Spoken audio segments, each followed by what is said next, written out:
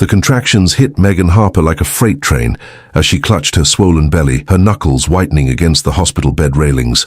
At 36 weeks pregnant and alone, this wasn't how she had imagined bringing her child into the world. Rain lashed against the windows of Boston Memorial Hospital, mirroring the storm of emotions within her. Just 8 months ago, her life had been perfect. Engaged to Jack Donovan, a promising investment banker, with their first child on the way. Then came the morning she discovered the note on their kitchen counter. "I can't do this, I'm sorry." No explanation, no forwarding address. Just 3 years of her life, erased in 7 words. "Breathe through it, Megan," encouraged the nurse, a kind-faced woman named Rita, who had been checking on her every 15 minutes since she arrived at the maternity ward. "The doctor will be in shortly." Megan nodded, her chestnut hair plastered to her forehead with sweat. She had practiced this moment in birthing classes, but always with Jack by her side, not alone in a hospital room with only her sister's voicemail for company. Penny was stuck in Chicago due to the same storm system currently battering the East Coast, frantically trying to find a flight that would get her to Boston in time. "Your blood pressure is a bit high," Rita noted with a frown. "I'm going to page the on-call obstetrician, Dr. Reynolds was supposed to be here, but there's been an emergency with another patient." Megan barely registered the nurse's words as another contraction gripped her, stronger than the last. Through gritted teeth, she managed to ask, Who's coming instead?" "Dr. Reed," Rita replied, pressing buttons on the pager. "He's one of our best. Just returned from setting up a maternal health clinic in Tanzania. You're in good hands." The name hit Megan harder than any contraction. Reed.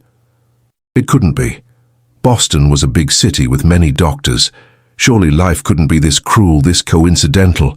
4 years had passed since medical school, since she'd walked away from the love of her life to pursue her dreams of becoming a concert pianist in New York. 4 years since she'd looked into those piercing blue eyes and told Ethan Reed that their paths were taking them in different directions. Before she could process this possibility, the door swung open. Time seemed to slow as a tall figure in navy blue scrubs entered, chart in hand, eyes focused on the medical information rather than the patient. "Ms. Harper, I'm Dr. Reed. I understand you're—" The words died on his lips as he looked up, recognition dawning immediately. Those same blue eyes that had once looked at her with such love now widened in shock. "Ethan," Megan whispered, suddenly aware of how she must look. Hair disheveled, face contorted in pain, hugely pregnant and unmistakably alone. For a moment, neither spoke. The beeping monitors and the storm outside faded into the background as their shared history filled the room like a physical presence. Ethan recovered first, his expression shifting to professional detachment with a speed that told Megan he'd had practice hiding his emotions. "Megan, I didn't realize you were back in Boston." "I moved back 6 months ago," she managed, before another contraction seized her. This one stronger, longer, stealing her breath and her dignity as she cried out. Instantly, Ethan was by her side, doctor mode fully engaged. "Deep breaths. That's it.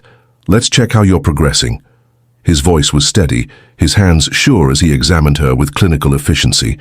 The gold Rolex on his wrist caught the light as he worked, a far cry from the medical student who had once worn a plastic watch that turned his skin green.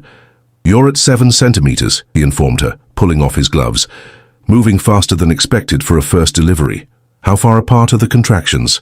"About 3 minutes, Rita supplied when Megan couldn't answer. Ethan nodded, making notes in the chart. "The baby's heart rate is strong, but your blood pressure concerns me. I'd like to monitor you closely." He hesitated, then asked the question Megan had been dreading. "Is the father on his way?" Megan closed her eyes, humiliation washing over her. "He's not in the picture." Something flickered across Ethan's face, surprise, perhaps judgment, or maybe pity, before his professional mask returned. "I see. Is there someone we should call?"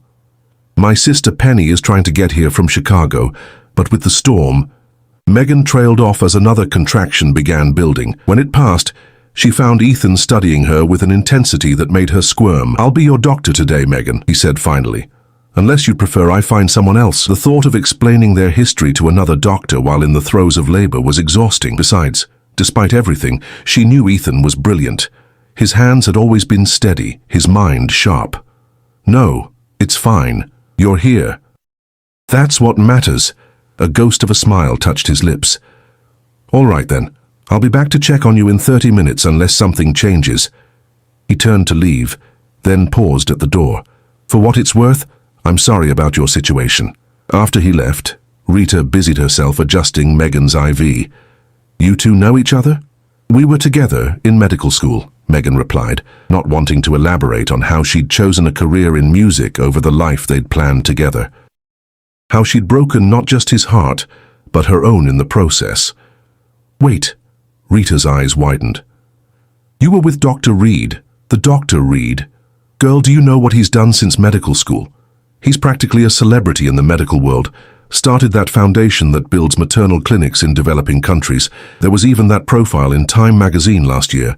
Megan's chest tightened. She'd seen that magazine in a dentist's office, had stared at Ethan's face on the cover, older but even more handsome, the headline proclaiming him, "The Billionaire Doctor Saving Mothers Worldwide." She'd been both proud and devastated, reading about the tech company he'd started in his second year of residency, the medical software that had revolutionized patient care and made him a fortune.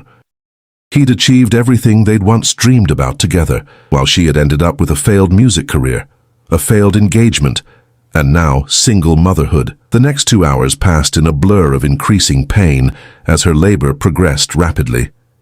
Ethan returned as promised, his manner professional but gentle. He never mentioned their past, focusing entirely on bringing her baby safely into the world. Yet Megan caught him watching her sometimes, with an expression she couldn't decipher. "We're getting close," he announced after checking her again. "The baby's in perfect position. You're going to start pushing soon." As if on cue, Megan felt an overwhelming pressure and the unstoppable urge to push. I think it's happening now." Suddenly the room was a flurry of activity. Nurses positioned her legs, Ethan donned a surgical gown, equipment was readied. Through the haze of pain, Megan heard Ethan's calm voice. "On the next contraction, push down into your bottom. That's it. You're doing great." As she bore down with all her strength, a new fear gripped her. "Something's wrong. I can feel it," she gasped between pushes. Ethan's eyes met hers, serious but steady. "The baby's heart rate is dropping slightly with each contraction. It's not uncommon, but